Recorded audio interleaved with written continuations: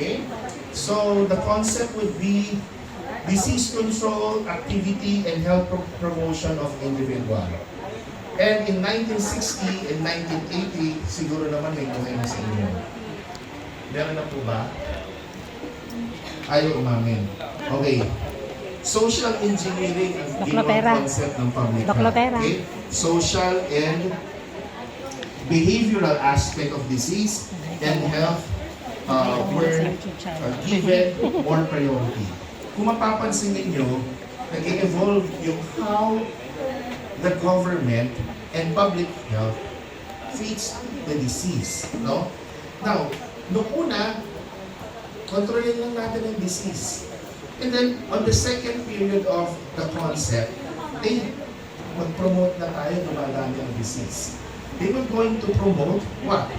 Prevention. And then,